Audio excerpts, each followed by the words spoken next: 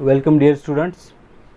Today's our topic is solid state, and in this topic we are going to learn about the crystal defects or imperfection. ठीक आहे, म्हणजे last previous व्हिडिओजमध्ये आपण overall classification जे आहे डिफेक्टचं ते पाहिलेलं आहे. म्हणजे डिफेक्ट्सचं ओव्हरऑल क्लासिफिकेशन आणि त्याच्यामध्ये स्टॉइचोमेट्रिक डिफेक्ट जे आहे त्याचे आपण टाईप्स जे आहेत ते पाहिलेले आहेत पहा.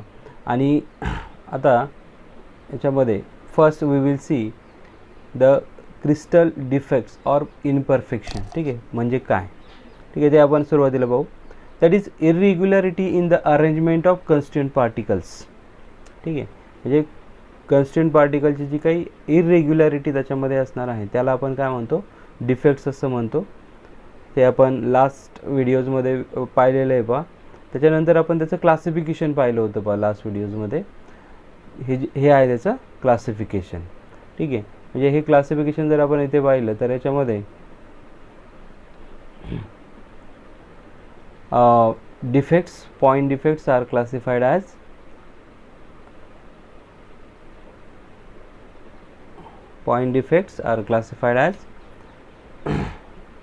impurity defect, stoichiometric defect and non stoichiometric defect. ठीक आहे, आणि स्टॉइचोमेट्रिक डिफेक्टचे आपण टाईप्स पाहिले होते ते म्हणजे Schottky defect, Frenkel defect and vacancy defect and interstitial defect. ठीक आहे, त्याचे टाईप्स जे आहेत ते आपण पाहिलेले आहेत लास्ट व्हिडिओजमध्ये. आणि ह्या व्हिडिओजमध्ये आपण पाहणार आहोत ते म्हणजे non stoichiometric defect and impurity defect. ठीक आहे, हे दोन टाईप जे आहेत ते आपण या व्हिडिओमध्ये पाहणार आहोत. The next point is impurity defect. In case of impurity defect, means impurity defect arises when foreign atom, that is atom different from the host atom, are present in the crystal lattice. ठीक आहे, म्हणजे foreign item म्हणजे इथे काय सांगितलं त्यांनी, the atom other than host atom. ठीक आहे, म्हणजेच जे काही रेग्युलर कॉन्स्टंट पार्टिकल आहे त्याच्या व्यतिरिक्त जर दुसरा कोणता पार्टिकल तिथे प्रेझेंट असेल तर त्याला आपण काय म्हणू शकतो, फॉरेन ॲटम. ठीक आहे, आणि तो जर त्याच्यामध्ये प्रेझेंट असेल तर अशा प्रकारच्या डिफेक्टला काय म्हणायचं आहे, इम्प्युरिटी डिफेक्ट. ठीक आहे, and there are two types of impurity defect, that is substitutional impurity defect and interstitial impurity defect. ठीक आहे, हे दोन टाईप्स आहेत. In that first point, that is substitution impurity defect. In case of substitution impurity defect, the foreign atom that are found at the lattice site, ठीक आहे, foreign atom जो आहे म्हणजे other than constituent particle, regular constituent particle जो आहे, that is in place of host atom. ठीक आहे, म्हणजे तो रेग्युलर कन्स्टिट्युएंट पार्टिकल किंवा होस्ट ॲटमच्या जागेवर हा फॉरेन पार्टिकल काय असतो, प्रेझेंट असतो. The regular atoms are displace from their lattices. ठीक आहे, लॅटाइस साइट्स म्हणजे जे काही रेग्युलर ॲटम्स आहेत ते काय होतात, त्याच्या रेग्युलर ॲटम्स आर डिस्प्लेस म्हणजे ते त्यांना डिस्प्लेस केलेलं असतं फॉरेन ॲटमने. त्यालाच आपण काय म्हणतो, इम्प्युरिटी ॲटम. ठीक आहे, फॉरेन ॲटमलाच आपण इम्प्युरिटी ॲटम असं म्हणतो. म्हणजे सबस्टिट्युशन इम्प्युरिटी डिफेक्टमध्ये जर आपण पाहिलं तर रेग्युलर ॲटम जो असणार आहे किंवा host atom, it is displaced by the impurity atom. That is the main thing. ठीक आहे, मग आता याच्यामध्ये एक्झाम्पल जर आपण पाहिले तर सॉलिड सोल्युशन ऑफ मेटल म्हणजे त्याला आपण ॲलॉय असं म्हणतो पहा. काय म्हणतो आपण त्याला, ॲलॉय. मग ॲलॉय जर आपण पाहिले तर त्याच्यामध्ये सुरुवातीला जर आपण पाहिलं तर फॉर एक्झाम्पल की सॉलिड सोल्युशन, त्याचं आपण एक एक्झाम्पल घेतो आहे पहा, ते म्हणजे ब्रास. आता ब्रासमध्ये जर आपण पाहिलं तर काय असतं की सगळे जे ॲटम्स आहेत ते कशाचे असतात, ते कॉपरचे असतात पहा. ऑल द ॲटम्स आर, म्हणजे सुरुवातीला जे क्रिस्टल स्ट्रक्चर आहे ते कुणाचं असणार आहे, कॉपरचं असणार आहे. आणि ते कॉपरच्या क्रिस्टल स्ट्रक्चरमध्ये हे पहा, हे झिंक जे आहे, झिंकचे जे ॲटम्स आहेत त्यांनी काय केलेलं आहे, कॉपरच्या ॲटमला रिप्लेस केलं आहे, डिस्प्लेस केलं आहे.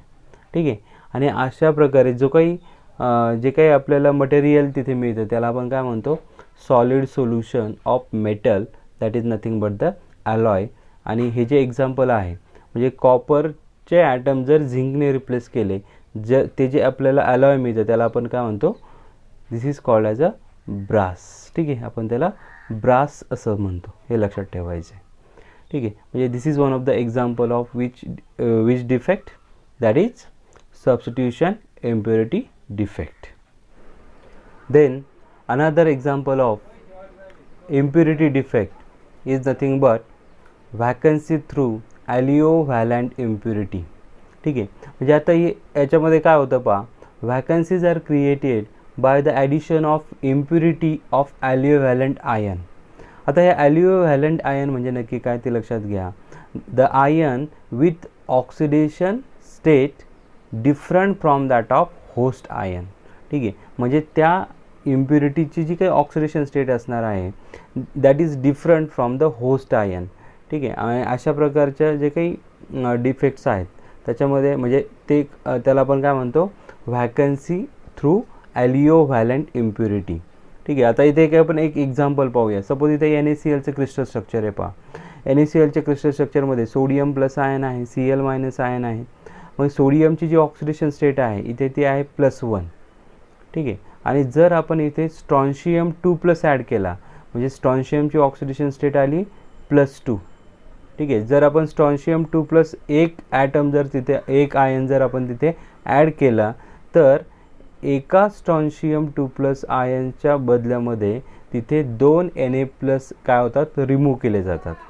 2 Na+ रिमूव्ह केले जातात आणि स्ट्रॉन्शियम काय करतो, त्यापैकी एका Na+ आयनची जागा घेतो आणि दुसरं Na+ ची जी काही साईट आहे ती एम्प्टी राहते. पहा इथे पहा, व्हॅकन्सी ऑफ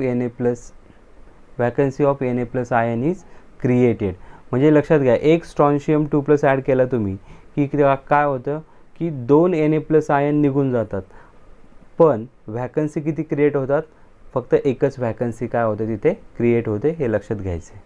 ठीक आहे, this is the example of vacancy through aliovalent impurity. Then the next point is interstitial impurity defect. आता ॲज द नेम सजेस्ट, जसं नाव सांगतं की इंटरस्टिशियल इम्प्युरिटी डिफेक्ट, म्हणजे इथे काय असणार आहे, the impurities are present at the interstitial position. लक्षात घ्या, in this defect the impurity atom occupy interstitial spaces of lattice structure. आता आपल्याला माहिती आहे आपण इंटरस्टिशियल स्पेस म्हणजे काय पाहिलेलं आहे, म्हणजे जे काही लॅटाईस पॉईंट्स आहेत त्यांच्यामध्ये जी काही एम्प्टी स्पेस असते, वॉइड असते, तिला आपण काय म्हणतो, इंटरस्टिशियल स्पेस. आणि तिथे जर हे पार्टिकल्स, हे इम्प्युरिटीज जर तिथे प्रेझेंट असतील तर त्याला आपण काय म्हणतो, इंटरस्टिशियल इम्प्युरिटी डिफेक्ट. ठीक आहे, मग आता नेक्स्ट पॉईंट, त्याचं आपण एक एक्झाम्पल जे आहे ते आपण इथे कन्सिडर करू पहा, दॅट इज स्टील. आता स्टीलमध्ये जर आपण पाहिलं तर हे सगळे जे ॲक्च्युली स्टील जे आहे त्याच्यामध्ये हे सगळे आयर्न जे आहे, आयर्नचे ॲटम्स आहेत पहा, जे आपल्याला दिसत आहेत हे सगळे कशाचे ॲटम्स आहेत, आयर्नचे. आणि आयर्नच्या ॲटममध्ये कार्बनचे जे काही ॲटम्स आहेत, आता आयर्नची आणि कार्बनची साईज जर आपण पाहिली तर आयर्नची साईज कशी आहे, आयर्नची साईज ही जास्त आहे आणि कार्बनची कमी आहे. मग कार्बनची जी काही इम्प्युरिटी आहे त्याची ती काय इथे इंटरस्टिशियल पोझिशनला पहा इथे प्रेझेंट आहे इम्प्युरिटी, दॅट इज कार्बन. ठीक आहे, कार्बनची जी काही इम्प्युरिटी आहे that is present at the interstitial position and this is the example of interstitial impurity defect.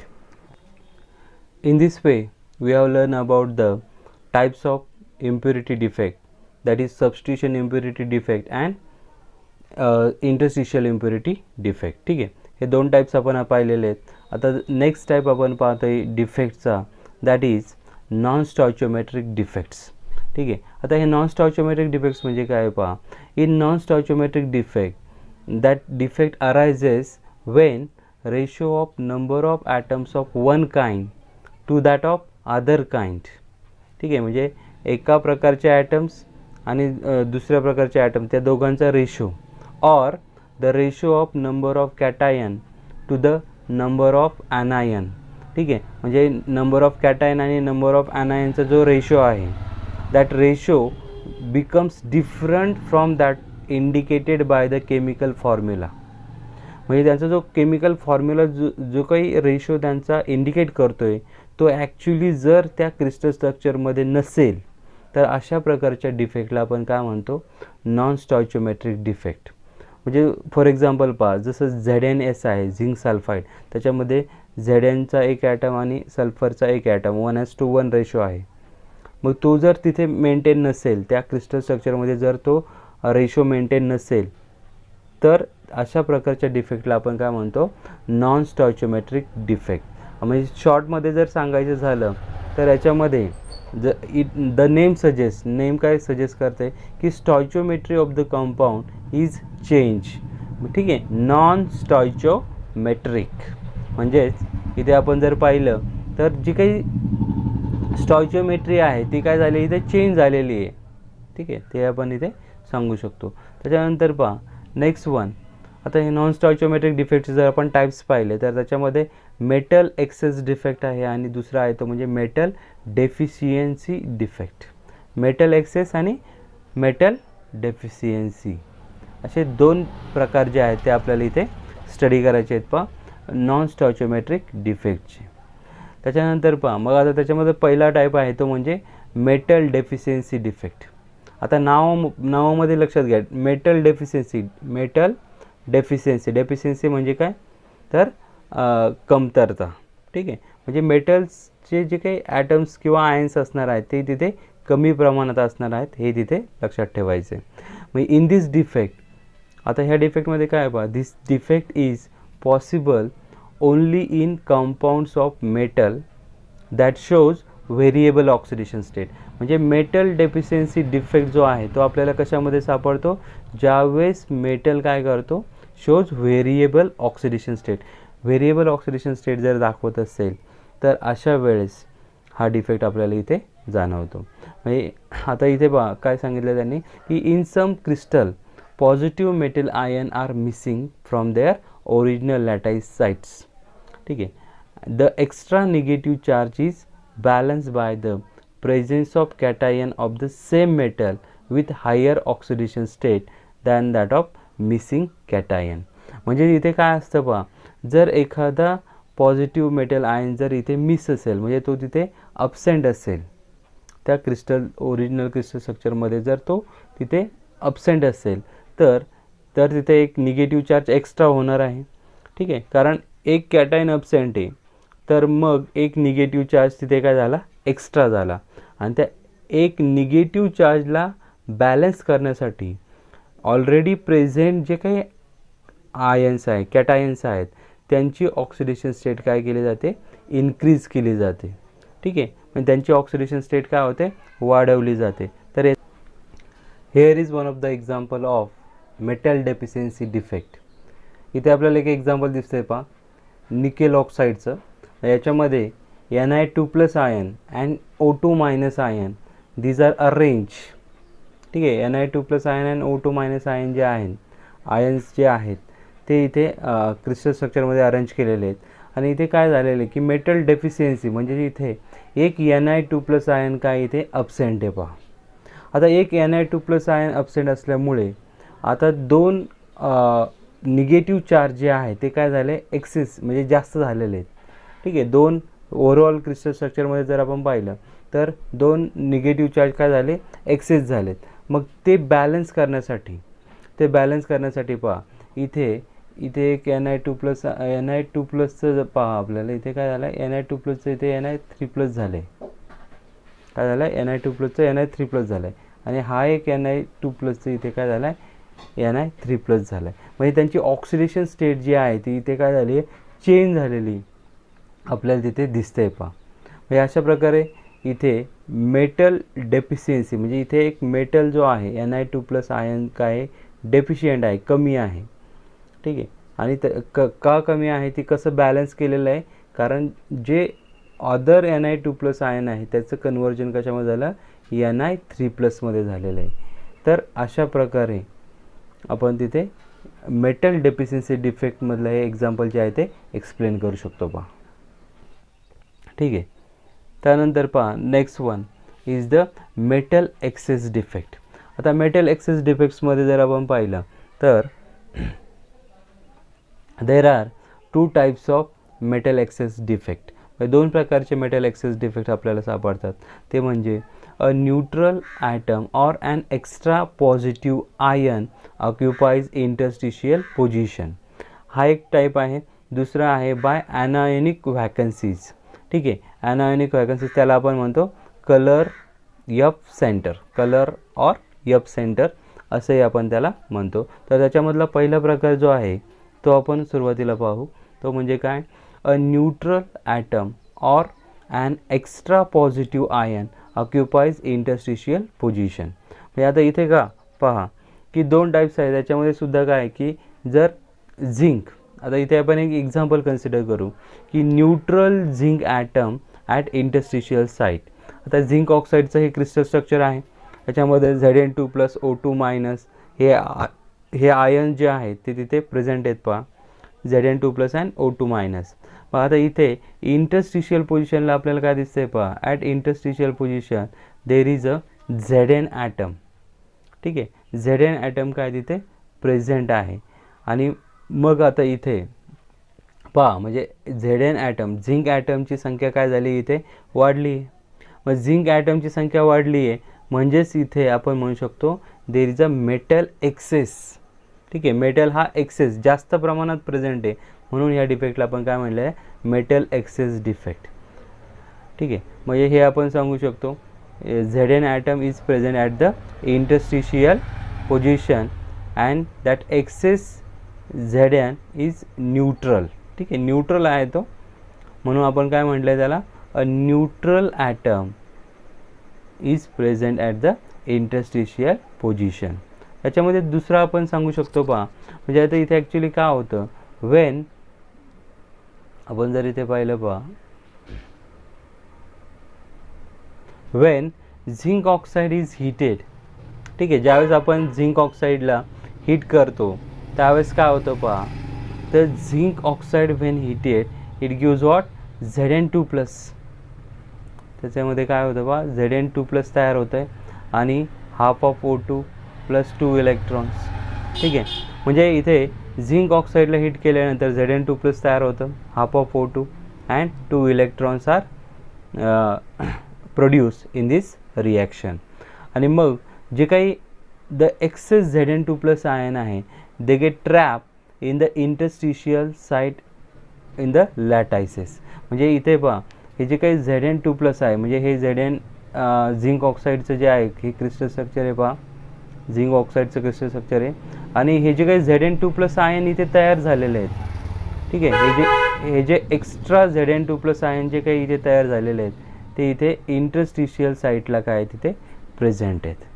ठीक आहे, आणि ते इंटरस्टिशियल साईटला प्रेझेंट आहेत. आणि जे काही इलेक्ट्रॉन्स आहेत पहा, the electrons also diffuse in the crystal to occupy interstitial site. म्हणजे जे काही एक्स्ट्रा इलेक्ट्रॉन्स आहेत ते सुद्धा इथे इंटरस्टिशियल पोझिशनला काय आहे तिथे प्रेझेंट आहे. ठीक आहे, म्हणजे इथे Zn2+ आयनसुद्धा इंटरस्टिशियल पोझिशनला प्रेझेंट आहेत आणि इलेक्ट्रॉन्स, ठीक आहे, इलेक्ट्रॉन्ससुद्धा काय आहेत हे इंटरस्टिशियल पोझिशनला काय तिथे प्रेझेंट आहेत, हे लक्षात घ्यायचं. आणि अशा प्रकारे म्हणजे Zn म्हणजे मेटल हे कसे आहेत, एक्सेस जास्त प्रमाणात प्रेझेंट आहे म्हणून या डिफेक्टला आपण काय म्हणतो, मेटल एक्सेस डिफेक्ट. ठीक आहे, तर त्याच्यानंतर पहा ह्या दोन्ही केसमध्ये जर आपण याचा फॉर्म्युला जर पाहिला, in both the cases non stoichiometric formula. आता स्टॉइचियोमेट्रिक फॉर्म्युला आपल्याला माहिती आहे काय, तो ZnO. म्हणजे त्याच्या मॉलिक्युलर फॉर्म्युल्यानुसार जर त्याचे ॲटमचं जर रेशो असेल तर त्याला आपण काय म्हणतो स्टॉइचियोमेट्रिक. पण इथे ॲक्च्युली तसं आहे का नाही आहे. इथे काय झालेलं आहे, तो जो फॉर्म्युला आहे दॅट बिकम्स Zn 1 + x. ठीक आहे, म्हणजे एक्सची व्हॅल्यू काही असू शकते इंटिजरमध्ये. ठीक आहे, म्हणजे Zn 1 + x आणि ऑक्सिजन 1. ठीक आहे, ऑक्सिजन 1.0. ठीक आहे, म्हणजे हा फॉर्म्युला काय झाला आहे, चेंज झाला आहे. स्टॉइचियोमेट्री जी आहे ती चेंज झाली आहे. म्हणून हा नॉन स्टॉइचियोमेट्रिक फॉर्म्युला आपण हा सांगू शकतो. ठीक आहे. त्याच्यानंतर पहा, then the next type of metal excess defect is by anion vacancies or it is also called color or Yup center. ठीक आहे. म्हणजे this type of defect impart colour to the colourless crystal. म्हणजे काही colourless crystal आहे त्याला colour जो आहे तो या डिफेक्टमुळे मिळतो. पहा, म्हणजे colour of the colourless crystal it is responsible और it is due to the anion vacancies. ठीक आहे. म्हणून याला यप कलर और यप सेंटर डिफेक्ट असे आपण त्याला म्हणतो. म्हणजे आता याच्यामध्ये पहा, म्हणजे याचं एक्झाम्पल जे आहे ते आपण NaCl घेऊ शकतो. NaCl जे आहे ते कसं कलरलेस आहे, but Wien it is heated in the atmosphere of sodium vapour. ठीक आहे. म्हणजे सोडियम वेपरच्या ॲटमॉस्फिअरमध्ये जर त्याला आपण हीट केलं तर काय होतं पहा, the sodium atom are deposited on the crystal surface. क्रिस्टलच्या सरफेसवर जे आहे सोडियम ॲटम काय होत असतात, त्याच्या डिपॉझिट होत असतात. ठीक आहे. म्हणजे हे आपण NaClला हीट केल्यानंतर हे ऑब्झर्वेशन आपल्याला मिळतं. म्हणजे पहा, इथे क्लोरीन आयन्स, म्हणजे ज्यावेळेस आपण NaClला हीट करतो त्यावेळेस काय होतं की सोडियम ॲटम जो आहे तो सरफेसवर काय होतो, डिपॉझिट होतो, क्रिस्टलच्या सरफेसवर डिपॉझिट होतो. डिपॉझिट झाल्यानंतर जे काही क्लोरीन आयन्स आहेत, Cl- ion diffuses to the crystal surface. म्हणजे ते जे काही आहेत क्लोराईड आयन्स ते काय होतात की सरफेसवर काय होतात, डिपॉझिट होतात. म्हणजे सरफेसकडे ते काय होतात, डिफ्यूज होतात असं आपण म्हणू शकतो. आणि डिफ्यूज झाल्यानंतर मग त्याच्यामुळे इथे काय होतं पहा, व्हॅकन्सी, अशी इथे व्हॅकन्सी क्रिएट होते.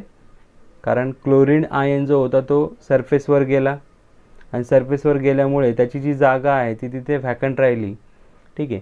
आणि जो सरफेसवर गेल्यानंतर तो काय होतो पहा, chlorine ion reacts with the sodium atom. Cl- ion reacts with the sodium atom to form NaCl. परत ते NaCl काय करतं, तयार करतं. And in this reaction electron is release. त्या रिॲक्शनमध्ये काय होतं, इलेक्ट्रॉन काय होतो, रिलीज होतो. म्हणजे जो काही क्लोरीन आयन क्रिस्टल स्ट्रक्चरमधला होता तो डिफ्यूज झाला सरफेसवर आणि सरफेसवर गेल्यानंतर तो सोडियमच्या ॲटमबरोबर काय झाला, रिॲक्ट झाला आणि त्याने NaCl तयार केलं. त्या रिॲक्शनमध्ये जो इलेक्ट्रॉन, ठीक आहे, जो इलेक्ट्रॉन तिथे तयार झाला आहे that electron release diffuse into the crystal. ठीक आहे. म्हणजे परत तो इलेक्ट्रॉन काय होतो, त्या क्रिस्टलमध्ये डिफ्यूज होतो आणि ऑक्युपाय व्हॅकंट साईट ऑफ ॲनायन. म्हणजे इथे जो इलेक्ट्रॉन आपल्याला दिसतोय पहा, हा electron, this electron is nothing but the that electron is nothing but the created, that electron is created in the above reaction. म्हणजे ह्या रिॲक्शनमध्ये जो इलेक्ट्रॉन तयार झालेला आहे तो काय करतो, इथे जी व्हॅकंट प्लेस जी Cl- ची होती तो तिथे काय करतो, तो ऑक्युपाय करतो. ठीक आहे. That anion vacant site occupied by electron. म्हणजे ही जी काही अनायन व्हॅकंट साईट आहे which is occupied by the electron that is called F centre or colour. ठीक आहे. त्यालाच आपण यप सेंटर म्हणू शकतो किंवा कलर असं म्हणू शकतो. ठीक आहे. Then next one is what, NaCl. आता ठीक आहे, ज्यावेळेस आपण NaClला हीट करतो NaCl shows yellow colour due to the formation of F centre. म्हणजे हे जे यप सेंटर आहे, यप सेंटरमुळे काय होतं, त्याला येलो कलर जो आहे तो मिळत असतो. and the crystal of NaCl has excess sodium. ठीक आहे. आणि त्या क्रिस्टल स्ट्रक्चरमध्ये जे आहे सोडियम ॲटम हे कसे असतात, एक्सेस असतात, जास्त असतात आणि म्हणून आपण त्याला काय म्हणतो तर मेटल एक्सेस डिफेक्ट. ठीक आहे. हा जो डिफेक्ट आहे हा कसा आहे, मेटल एक्सेस डिफेक्ट आहे. ठीक आहे. The non stoichiometric formula of NaCl. ठीक आहे. आता स्टॉइचियोमेट्रिक आपल्याला माहिती आहे त्याचा फॉर्म्युला काय आहे, NaCl म्हणजे रेशो, त्याचा ॲटॉमिक रेशो काय पाहिजे, 1:1 पाहिजे. पण आता याचा नॉन स्टॉइचियोमेट्रिक फॉर्म्युला काय आहे तर Na1+x. म्हणजे इथे सोडियमची संख्या 1+x, एक्स अमाऊंटने काय झालेली, वाढलेली, एक्स नंबरने ती वाढलेली असणार आहे. आणि Cl 1.0. ठीक आहे. म्हणजे इथे 1+x म्हणजे सोडियम हा एकापेक्षा जास्त आहे, एक्सेस आहे, हे आपल्याला इथे समजतं आहे. ठीक आहे, म्हणजे ह्या डिफेक्टला आपण काय म्हणतो, मेटल एक्सेस डिफेक्ट. ठीक आहे. In this way, in today's lecture, we have learned about the impurity defect and non-stoichiometric defect. In next lecture, we will see the remaining part of this chapter. Thank you.